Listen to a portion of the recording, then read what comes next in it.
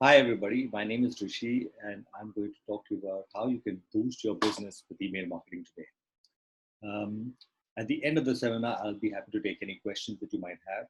And for those of you that are going to miss the program, it's already going to be uploaded on YouTube, so you can check it out later. So let's get started.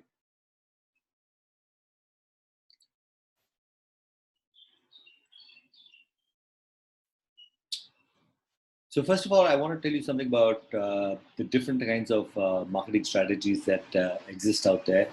Um, there's email marketing, of course, which I'm going to talk to you about today. There's search engine optimization that I'm sure a lot of people might be aware of how to get your website to be listed at the top so that you get inquiries. There's also AdWords, which you can actually pay for advertising on Google or Facebook and then generate leads and then convert into business. And there are many other methods of doing that. But if you look at digital marketing as a spectrum and you see uh, where do you get your maximum return on investment, and for anybody who's in a startup mode, who's just very price conscious about where they're going to invest their money, I would say email marketing is a very good place to start because it's still the highest return on investment as compared to the other technologies and platforms that are out there. Now, I'm not trying to say don't do search engine optimization or AdWords. Of course not, because they're also great technologies. I use them myself.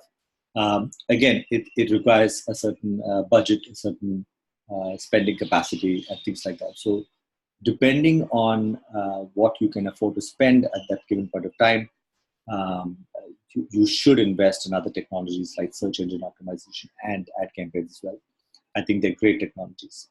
Anyhow, that's just to get you guys started in terms of people who are thinking of email marketing. It's a good idea. Start it. And if you're not, completely aware of where to begin, I'm hoping this presentation will actually help you to understand the various things that I have learned over the years, and slowly, gradually perfecting my own system. So hopefully, you'll enjoy it. In terms of costing, we pay around 2, maybe 3 paise per email. Now, when we tell people this, the first thing they ask us is, why do you pay for email? I mean, email is free, right? You go to gmail.com and you start sending email. Well, if you just talk about one-on-one mail, absolutely. You don't pay for email. This is a typical scenario. A person is trying to send email to another person. It leaves his computer, goes to his server, and then from his server, it actually goes to the person that he wants to send email to, that person's server. And then whenever the guy checks his email, he goes to his computer and checks his email. So this is how one-on-one email works. But with the assumption I keep sending a lot of mails every second, at some point I'm going to just run out of space, and the server is just going to stop me from sending out any more emails. And every system has a limit. I mean, even Google has a limit. Various servers that you can buy in the market today, they also have limits, because they do not want people to sign up for an account and then start misusing the server and send out a whole bunch of spam email for promoting some product or buying some product or service, which is people have not really asked for. So what happens is when people send out spam through email systems, other servers are busy monitoring that, and if anybody reports them as sending a lot of spam, they become blacklisted, and then a lot of people make sure that blacklisted servers do not send email to them to begin with. So it's not a very good practice to allow people to just send any number of emails, and so therefore one-on-one emails does not work when you're looking at bulk marketing, bulk email marketing. Now, if you look at the typical sales funnel, right, you always go through the process of having a database. Lots of prospects, you filter them through and you send them an email. And then, of course, a lot of people will receive it, but maybe some people might not even receive it. Maybe it went to the spam folder, right? So they didn't see it. So, or it just bounced back, because the server is blacklisted or something like that. Then, of course, from the set of people that actually received the email and to the ones that opened the email, there will be a smaller number. It may not be the same. Again, same concept exists. Those people who open the mail, not everybody may click or buy the product that you're trying to sell. So as the number diminishes, your customers are always very few compared to the database that you have. And so if you want lots of customers, you've got to have a large database, right? So that's when you need a bulk email system, and your regular free email system will not work. A bulk mail server is nothing but a service company that actually offers their server to send as much email as you want. Okay, and that's why they want to make sure their server is protected from spammers, just like the other mail servers do not want spammers to come on board. So that, to prevent that from happening, they make sure that you pay per email, and also if you try and do some abuse on their system, they will shut you off. So they have an ability, it's there in their terms and conditions to just terminate your account. So a lot of people don't understand these basic concepts, and I'm just trying to clarify it for you. And if they're going to block you from sending out mails and you get blacklisted, I'm going to talk about how you can get out of that problem. But firstly, I want to just talk about something before I get there, which is how I use email. And I use email primarily as a conversation starter. I don't think people will just click to buy. Okay, that I think is that people don't do anymore. I mean, if people want to buy something and it's a standardized product or a service, they can just go on the net, search for it, and buy it. But to be able to just hope that maybe I will send out many emails and hopefully one customer, 5 customers, 10 customers will buy. I think that might happen, but that's not the way I perceive the best way to use email effectively. Of course, it depends on what product or service you're selling, but I like to use it as a conversation starter. It's more like a foot in the door strategy. Like, hello, can we talk? It's kind of like that. And if you position it that way, you are going to be, in my view, people are going to be more open to communicating with you. And so that, therefore, I think it's important to have that perspective. Yeah. Now, another thing I wanted to share with you is what I learned from a guy called Dharmendra Rai. He's known by his first mind map trainer, by the way. And I learned a lot of things from his other workshop called Invisible Selling.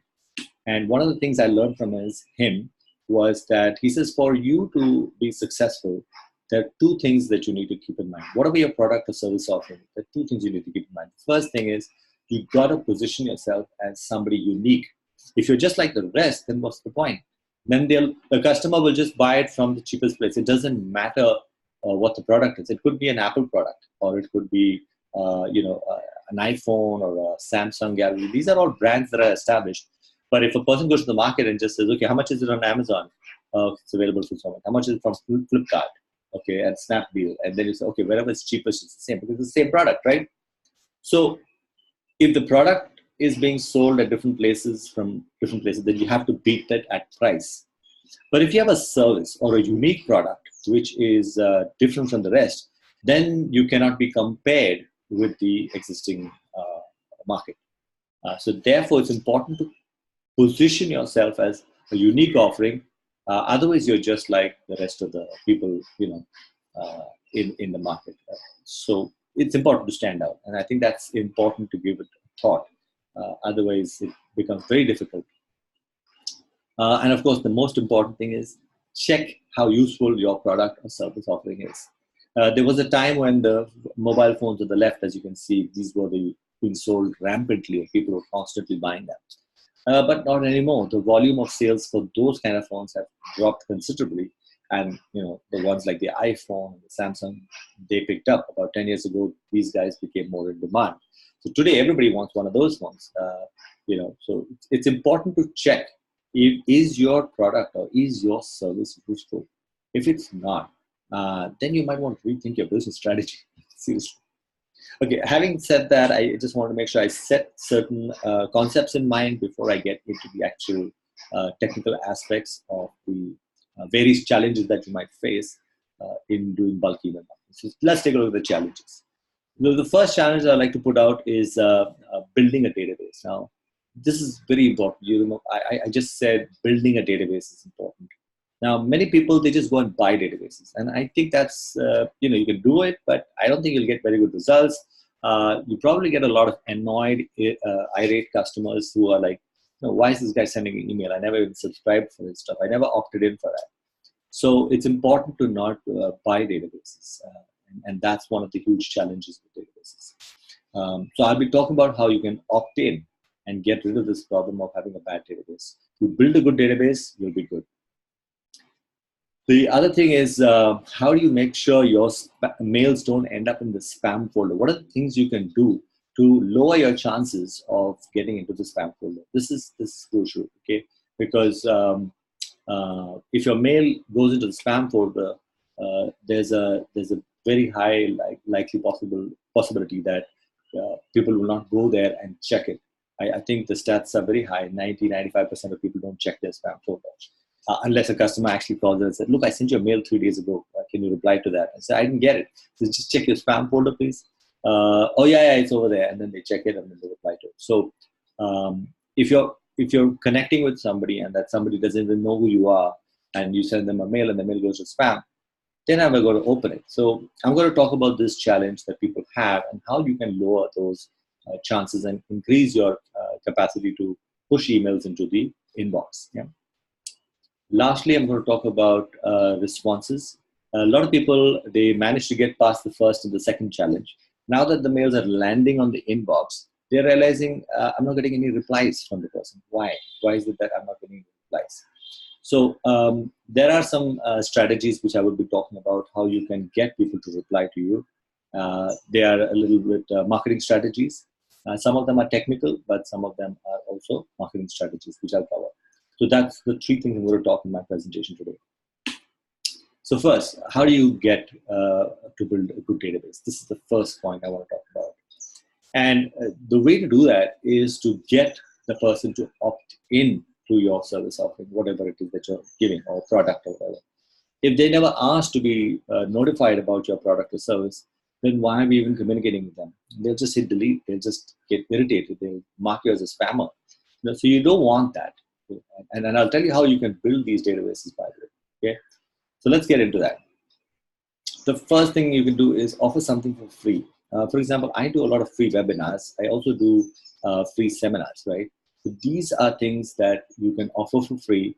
People can fill up a registration form and then volunteer their name and their email addresses, and then you can be in touch with them and send them communication about the product or service offering. So it's important to have some free offering. Now, the other thing that you can do without having to maybe spend on a venue is you can actually create an ebook. Okay, if you have some knowledge, some information that you'd like to share, and you can package it nicely in a maybe 10-page or a 20-page ebook for somebody to say, yeah, this is good stuff. I'd like to read about this stuff. I'd like to forward this stuff to somebody. It could be a financial report and statistics so that people can do plannings for finances, or it could be a lot of things. Any valuable piece of information that you want, you can create an ebook, put it up on your website, and people will have to put their name and email and then download it. For example, I have an ebook on email marketing. That's not just this webinar, but even I have an ebook. So people can download my ebook and read about the various tips that I'm talking about today.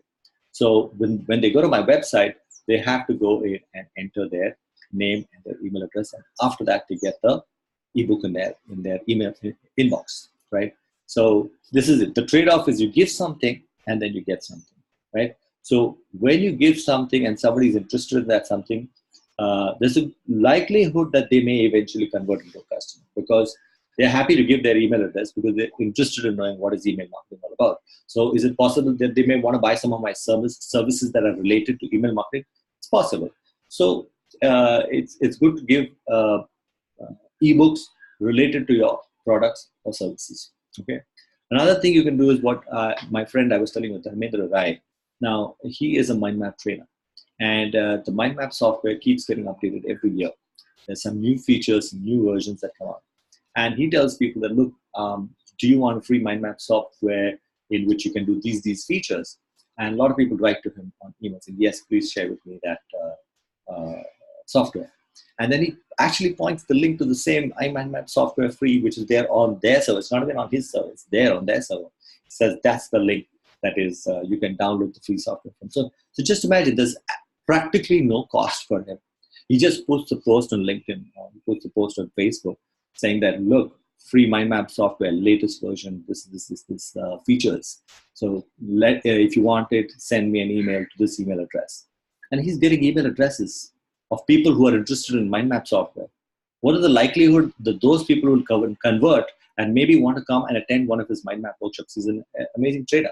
So there's a good chance that people will eventually come. So maybe if he has 4,000 friends on Facebook, but only 150 said, give me that free software, those are the 150 people that are worth communicating with him in email to invite him for his next workshop. Okay, so this is something you can look at. If you have a free product, or maybe invest in it, buy a software.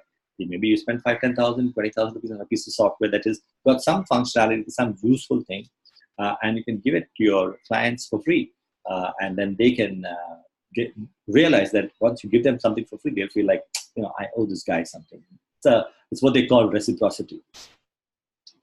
Another thing is you can make free videos. If you're not into writing ebooks, you might want to talk about it. And you might make a free video and explain that concept or talk about some cool feature of your product and give free tips on how you can, maybe if you're a coach, you want to give 10 tips on how to be more efficient at work. You can make a video like that.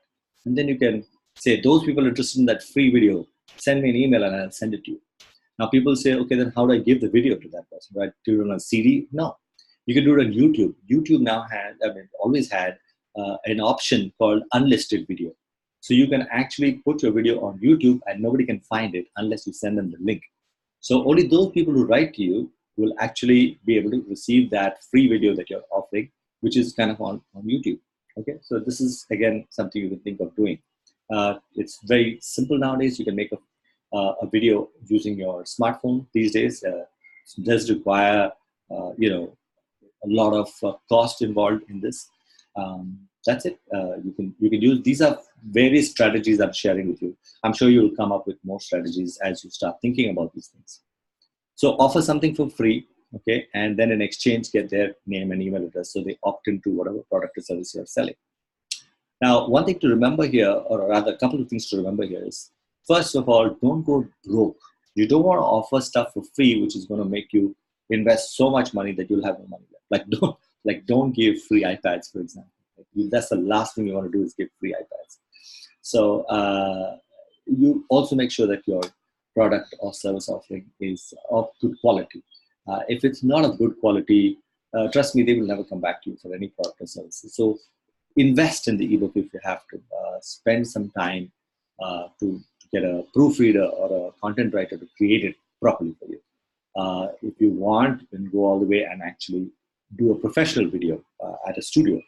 You can also buy, as I said, some software. You can pay 15,000, 20,000 rupees for a piece of software. It's a one-time investment, but you can just keep offering it to any of your clients for them to check it out. Okay? So that's as far as the free stuff. There's another way you can build a good database. There's a portal, I'm sure many of you guys have heard of this social network called LinkedIn. It's actually designed for professionals who want to connect with other people for the purposes of work. Unlike in Facebook, for example, it's more a website which wants to talk about, where did you eat dinner yesterday? What are you drinking? What's your plan? Are you traveling? What are the places you've been to? All those kind of stuff is there, where that's kind of what Facebook is kind of, people do that kind of stuff. They won't post biryani photos, dinner eating in LinkedIn. They'll put something work related stuff, some quotes of some people. And although I'm saying work happens here, work happens as Facebook as well. But I feel here there's less chances of you getting into any issues with connecting with people, especially when you have a good profile, which is what I want to talk about. Make sure when you're got a LinkedIn account, when it comes to making a profile, don't leave it blank. Make sure you have something in there, and make sure you enter that details inside the account of yours. If you're not good at writing your own profile, then I would suggest that you actually go and hire a professional to get it done. Just a second. Yeah. Sorry, I just want to quickly pause this.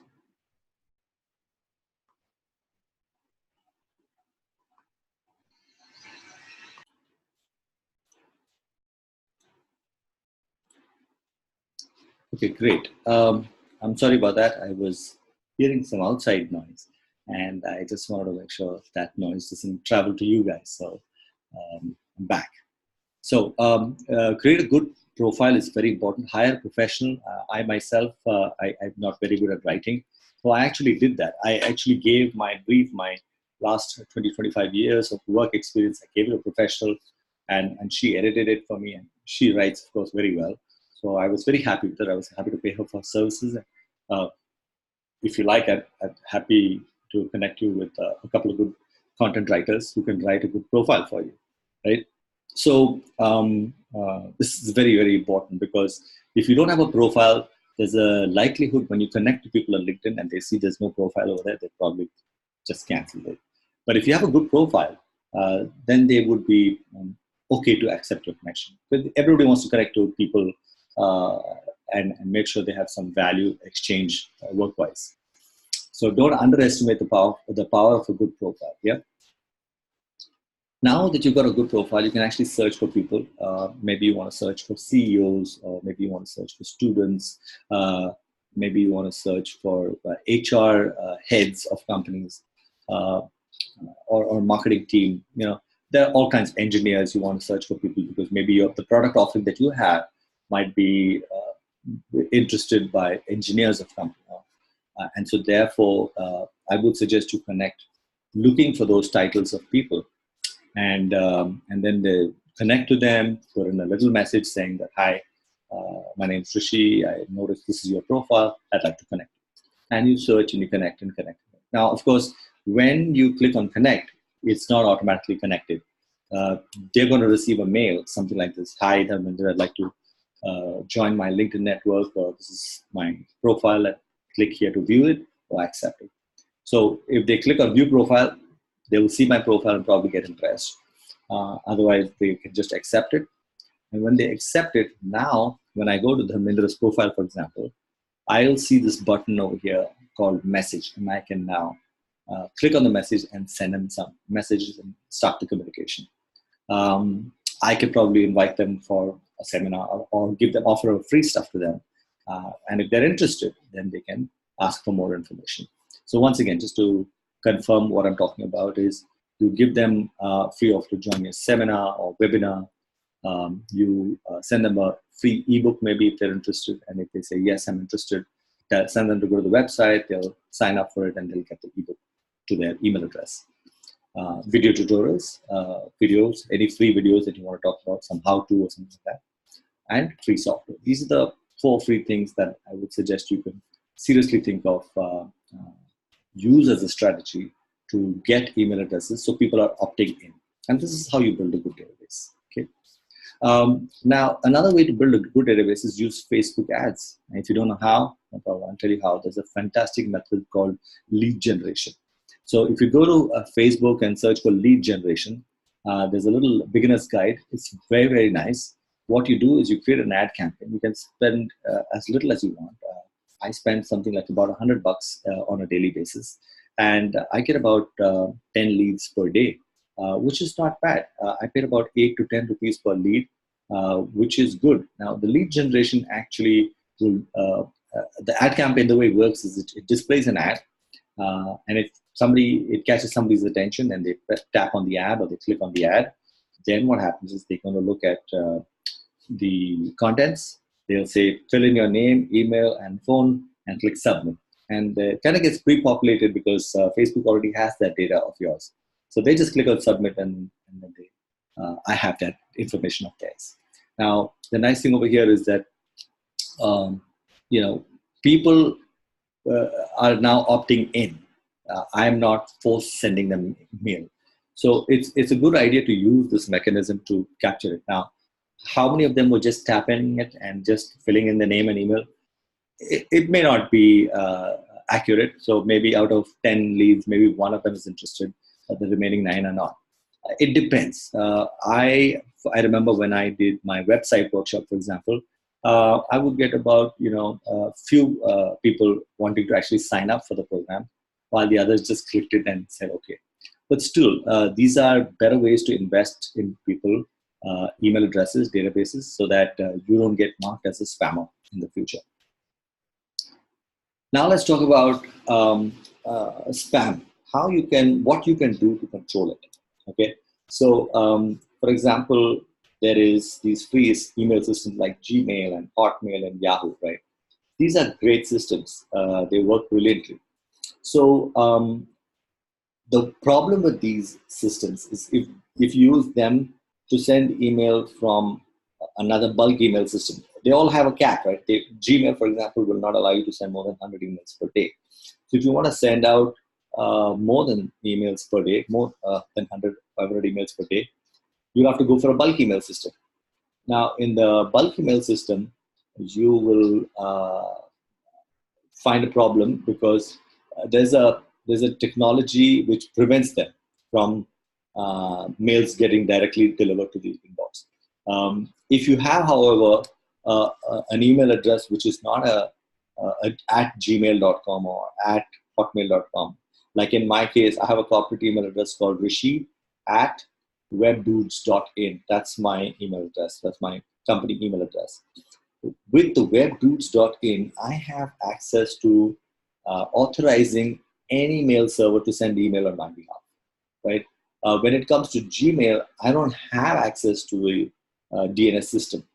And there are some technologies called SPF and DKIM. SPF stands for Sender Policy Framework. And a lot of the companies today are putting this system in place that if it's not coming from the right source, they will block the mail out. So it will not just, it'll think it's spam, so it won't send them, it won't receive them. So if you have a Gmail address, you cannot set up the SPF for Gmail because that belongs to Google. If you have hotmail.com, I don't have access to the Hotmail DNS system. So I can't make that change. So my mails are guaranteed to bounce or get rejected or get blocked as spam if I try and use a bulk email system to send out email from rishi@gmail.com. Okay. But that's not the case with rishi@webdudes.in because I have the control of webdudes.in. So I'm okay with that. This is just, of course, a very technical line. In the DNS case for SPF, we just add this line into our system, and then all our mails start getting routed properly because I can control the settings of my DNS of webdudes.in. If you need any help with this, you can always contact me later, and I can help you set this up for your own domain name so that you can send email to your own bulk mail system from your corporate ID. I won't talk more about this at this point because it gets very technical, so I'll skip to the next point, which is looking at your spam score. Now, spam score is something that your mail systems today are busy scanning for. Okay, you could get a high spam score for multiple reasons. One is the content itself could be spammy. Okay, for example, if you have dear and no first name following, that increases the spam score. Whereas if you have dear and followed by that is Rishi or Rajesh or whatever the name is, then the spam score comes down. So the small things like this would change the spam score. And if the spam score is too high, then it'll go into the spam folder. Now, how do you know whether your email content is, what is the spam score of your email? The good news is there are these servers which allow you to test before you send your mail campaign. So if you go to this website called www.mail-tester.com, they will give you a temporary email ID for which you can send your campaign just to this one ID, and then you can check the score. Now, what I do is when I do this, I send the mail out, and then I check the score, and I get a 10 on 10 score. Now, if I got a 9 on 10 or an 8 on 10 or even lower than that, you can scroll down to the bottom and you'll see there are many options where there's a tick on the right. Okay, that tick, if it is red tick or if it's a red cross, you need to look into what that means. So now, what could be the problem? It could be various things. So if you do not understand that, of course, you can always call people like us who are technically competent with that to help you understand why your mails are being detected as spam and what you can do to fix it. Okay, so this is just a preliminary view on what you can do. The website name is mail-tester.com. Go check it out and see how your spam score looks like. I've tested personally a couple of mail servers which I found to be giving me very good scores. One of them is called Mailgun and the other one is MailCheck. Mailgun has a better pricing model than MailCheck, but they're more or less the same. So if you really want to do some serious bulk email, use these servers because I've already tested them and tried them out. At least as of today, which is today is August 10th, 2019, I found these servers to be pretty good. So take a look at them. Lastly, the most important thing is getting people to reply back to you. So let me talk about that.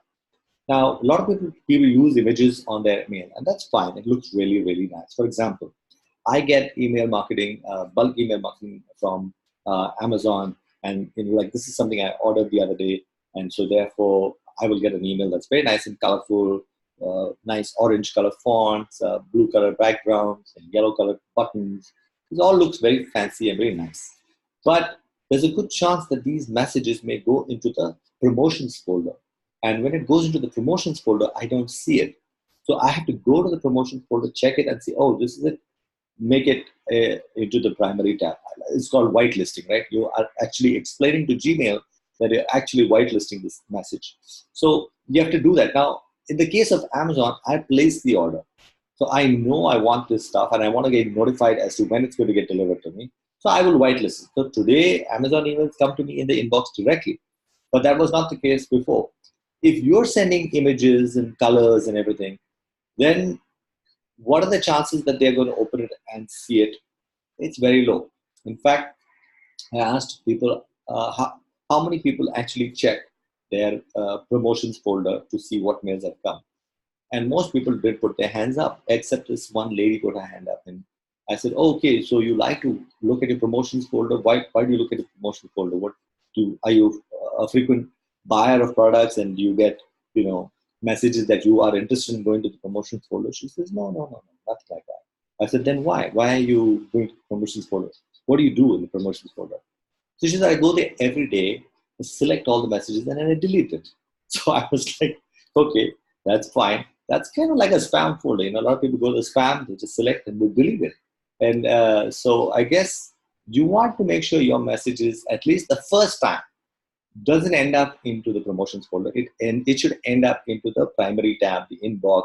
He sees it. Because how do you do that? How are you going to get the person?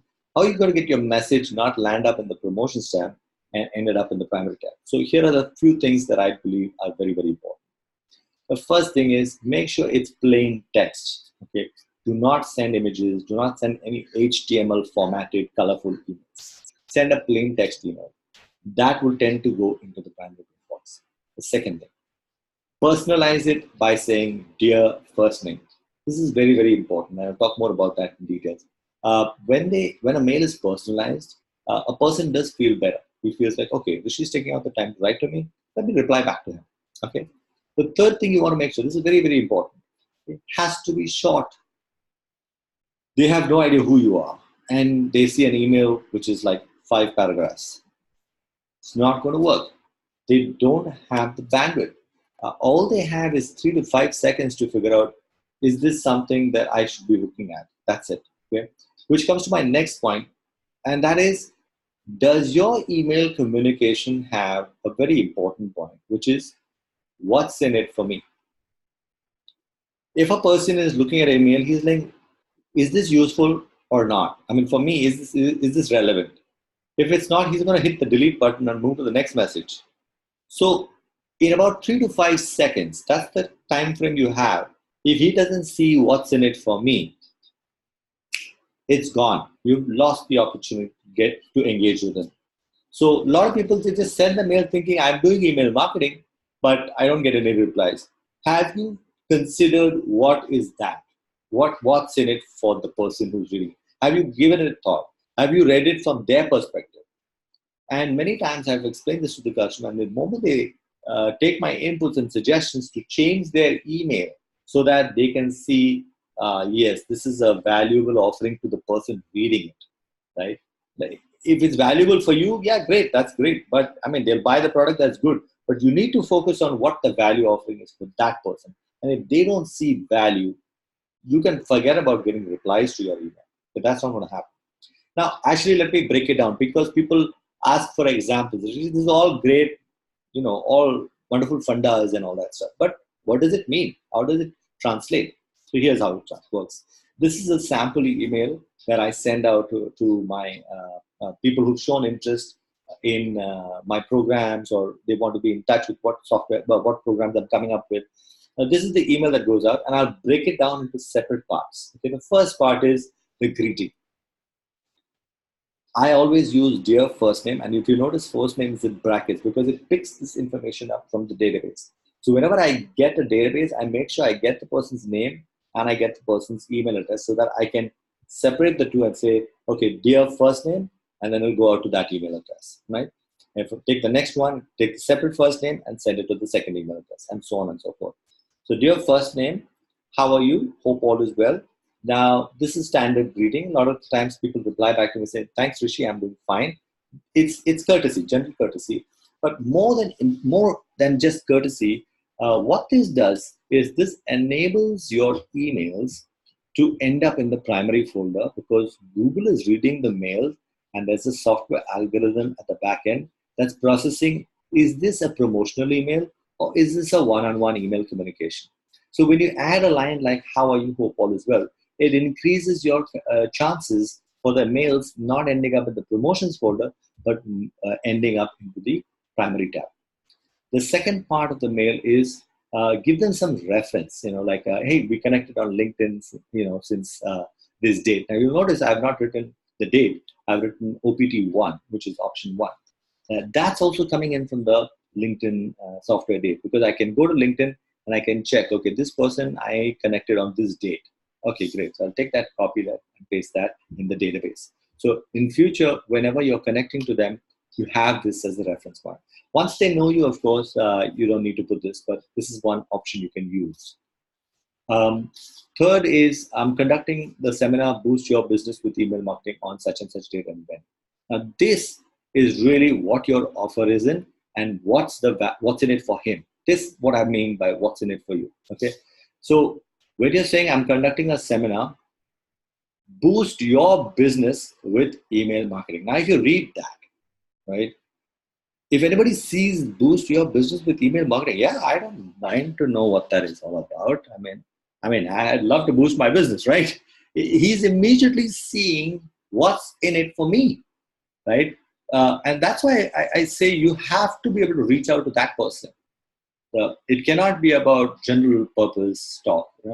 What's the value they're going to get if they go in for your freebie, if they go in for your service or your product offering? What's in it for them? What's the value? You have to say that in as quick and easy and effective point of view. Don't be subtle about it. Be very direct about it. This is important because now in one line they've understood each other. Conducting a seminar, blah, blah, blah, this date, this way. Where am I? I'm in Bangalore, I'm in Bombay. Now I can make it here. Now comes the most important part, which is, would you or someone from company? Now company is because even LinkedIn gives you the company name, right? So would you or somebody from, say, WebGroups, like a free pass to attend this seminar, right? So he's like, okay, that's a question. There's no link. So I reply back, say, yes, I'm interested in a couple of passes. Can you please send? Now, you must have a question, okay? The question is the call to action. You can also have a link for a call to action. I prefer a question because when I don't send a link, it becomes more personal, right? The guy has to reply to me. Notice after my name, I don't put a phone number either. I make sure the only way for him to connect with me is by replying to my email. If he replies to my email, I'll get it and I'll connect with him and I'll talk to him. So this is one of my practices that I recommend. Some people say, no, that becomes too difficult, too much email to reply to. There are many tools and strategies available to not automatically, but very quickly reply to emails that come to you when you do an email campaign. So if you do an email blast and you get about 150, 200 emails, you can take care of that in half an hour, no problem. There's something called canned responses. I have some articles on that. It's there on the ebook. You can take a look at it. Canned responses is a very nice way to quickly reply to large volumes of email. So take a look at that. In the meantime, let me talk to you about the next type of email. This is one that you want to send out maybe with a link. So let's take a look again. Here in this example, slight differences. This first part is of course the same. This is the greeting message. Then comes the message, which maybe is a post. Like I've done an ad campaign on Facebook. And I wrote in there that saying, create your website in 1 hour, or boost your business with email marketing. And the guy clicked it and saying, yes, I'm interested. So he's given me his name. He's given me his email address. Now I just need to invite him for the program. So I tell him the venue and the date, and here's the link to get your free pass. So I give him a link over there. So this is, he is, in this case, the what's in it for me is already addressed in the ad itself, right? So you can see it again that, yeah, that was the ad I clicked on. This is the date, time, and then he's got the link to go in. This is, again, call to action, very important. So sometimes you may want to have a call to action that's a link, not a question. And sometimes it's a question. Great. There's one last thing I want to talk about is using a software called Maxwell Mailer. I've been using this since 2006. It's available for Mac and Windows. This is how it looks. This allows me to do the plain text I was talking about. You can see on the red arrow over there, the program allows me to choose plain text or HTML or anything. When I set it in plain text, my mails end up in primary tab much more than if I were to send it in HTML. Okay.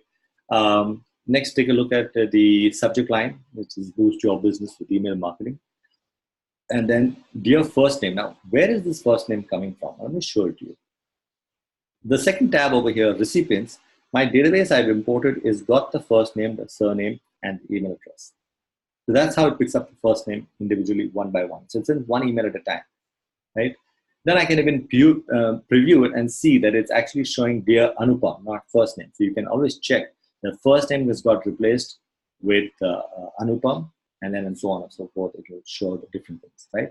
So this is the software that you can download. They got a free download, free. You can check it out, Maxwell Mailer. And of course, you have to buy the license. They usually give you an offer. At the moment you download it, it's like a $60 software. But if you buy it in the next 8 hours or something like that, they will give it to you for maybe good 60% discount or something like that, or 50% discount. So you should try and take the offers if you get it, if it comes up on your computer. Great. You guys have been listening to me right now, and I just want to let you know that in case you want a free consultation, especially if you feel you'd like to ask me some questions, because maybe you're watching the recording of this, please feel free to send me an email. This is my email address, rishi@webdudes.in. And this is my number. You can WhatsApp me. If you're watching this and you're not from India, you can always add my country code +91 to the mobile number, and you can send me your questions. You can even say, Rikesh, I want a free consultation on email marketing. I saw your presentation. I'd like to know more how it will work for me, for my kind of product, my kind of services. Go ahead, get in touch. I'd be more than happy to talk to you and tell you how you can do that. So thank you very much for watching this program, and looking forward to hearing from you guys. Thanks. Bye-bye.